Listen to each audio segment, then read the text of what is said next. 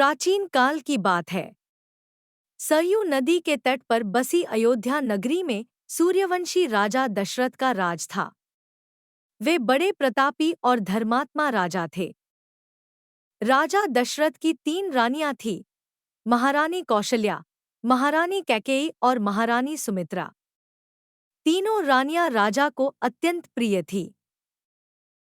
राजा दशरथ के 4 पुत्र हुए राम, भरत, लक्ष्मण और शत्रुघ्न। ये चारों राजकुमार अपने गुणों से प्रजा के हृदय में बसते थे। राम सबसे बड़े पुत्र थे और माता कौशल्या के लाडले थे।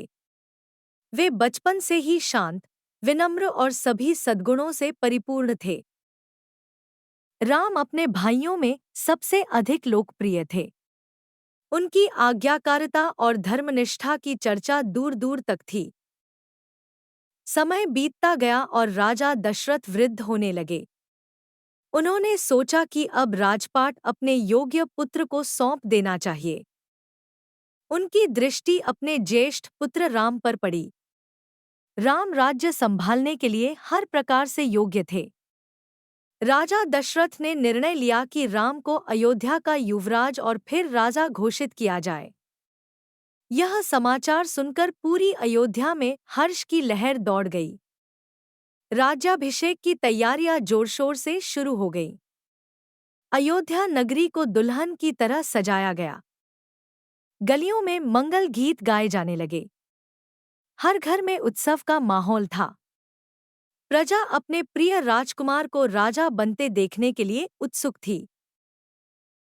किंतु विधि का विधान कुछ और ही था। इसी आनंद के वातावरण में एक ऐसा मोड़ आया जिसने सब कुछ बदल दिया। महारानी कैकेयी की एक दासी थी, जिसका नाम मंथरा था। वह स्वभाव से कुटिल और ईर्ष्यालु थी। जब मंथरा ने राम के राज्याभिषेक की बात सुनी, तो उसके मन में द्वेष उत्पन्न हो गया। वह नहीं चाहती थी कि राम राजा बने। मंथरा ने सोचा कि यदि राम राजा बन गए, तो महारानी कौशल्या का मान बढ़ जाएगा और महारानी कैकेयी का महत्व कम हो जाएगा। वह तुरंत महारानी कैकेयी के पास गई और उन्हें भड़काने लगी। उसने कैकेयी से कहा कि यह उनके और भरत के लिए अच्छा नहीं होगा। मंथरा ने कैकेयी के मन में संदेह और ईर्ष्या के बीज बो दिए। उसने कहा कि राम के राजा बनने पर भरत को दास बनकर रहना पड़ेगा। मंथरा की बातों में आकर महारानी कैकेयी का मन बदल गया। उनका हृदय मंथरा के कुचक्र से दूषित हो गया। उन्हें राजा दशरथ द्वारा दिए गए 2 वचनों की याद आई। ये वचन दशरथ ने एक बार युद्ध में कैकेयी की सहायता से प्रसन्न होकर दिए थे। कैकेयी ने कोप भवन में प्रवेश किया और राजा दशरथ से अपने वे 2 वचन मांग लिए। राजा दशरथ कैकेयी की दशा देखकर चिंतित हुए। कैकेयी ने पहला वचन मांगा कि उनके पुत्र भरत को अयोध्या का राजा बनाया जाए। यह सुनकर राजा दशरथ को गहरा आघात लगा। फिर कैकेयी ने दूसरा वचन मांगा, जिसने राजा के हृदय को चूर-चूर कर दिया। उसने मांगा कि राम को 14 वर्षों के लिए वनवास दिया जाए। राजा दशरथ यह सुनकर वज्रपात की तरह रह गए। वे विश्वास नहीं कर पा रहे थे कि कैकेयी ऐसा कुछ मांग सकती हैं। राम उनके प्राणों से भी प्रिय थे। राम के बिना वे एक पल भी रहने की कल्पना नहीं कर सकते थे। उन्होंने कैकेयी को बहुत समझाया। उन्होंने धन, दौलत, राज्य सब कुछ देने की बात कही, पर कैकेयी अपने वचनों पर अडिग रहीं। राजा दशरथ अपने दिए हुए वचनों के बंधन में बंधे थे। वे विवश थे और उन्हें कैकेयी की बात माननी पड़ी।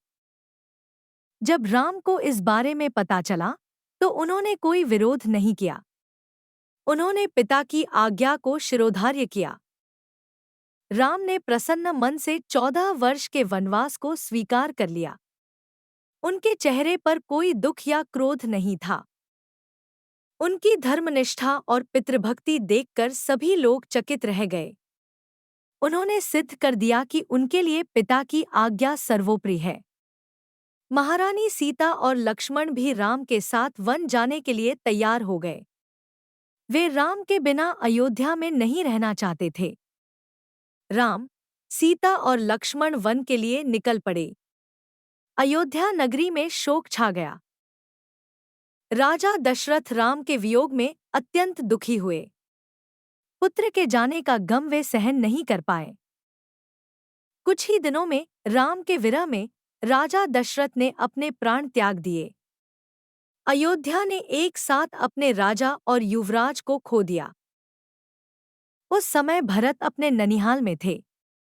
जब उन्हें अयोध्या की घटनाओं और पिता के निधन का समाचार मिला तो उन्हें गहरा दुख हुआ।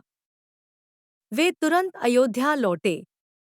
उन्हें जब कैकेयी के किए का पता चला तो वे अत्यंत क्रोधित हुए। भरत ने अपनी माता कैकेयी की घोर निंदा की। उन्होंने कहा कि उनके कारण ही यह सब अनर्थ हुआ है। भरत ने अयोध्या का राज्य स्वीकार करने से साफ मना कर दिया। वे जानते थे कि सिंहासन पर राम का अधिकार है। वे राम को मनाने के लिए वन की ओर चल पड़े। उनका उद्देश्य राम को वापस अयोध्या लाना था। वन में भरत की भेंट राम से हुई। भरत ने राम से अयोध्या लौटकर राजपाट संभालने की विनती की, किंतु राम अपने पिता के वचन का पालन करने के लिए दृढ़ थे। उन्होंने 14 वर्ष का वनवास पूरा करने की बात कही। भरत राम के निर्णय का सम्मान करते थे। वे राम को अयोध्या वापस लाने में असफल रहे। तब भरत ने राम की खड़ाऊ मांगी। वे राम की खड़ाऊ लेकर अयोध्या लौट आए। भरत ने राम की खड़ाऊ को सिंहासन पर रखा और स्वयं अयोध्या से बाहर नंदीग्राम में रहकर वनवासी जीवन अपनाया। वे राम के लौटने की प्रतीक्षा करने लगे।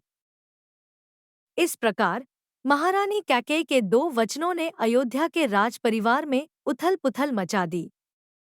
इसने राजा दशरथ के प्राण ले लिए और राम को वनवास भेज दिया। किंतु राम ने इस कठिन परिस्थिति में भी धर्म, कर्तव्य और पिता की आज्ञा का पालन किया। उन्होंने कोई शिकायत नहीं की।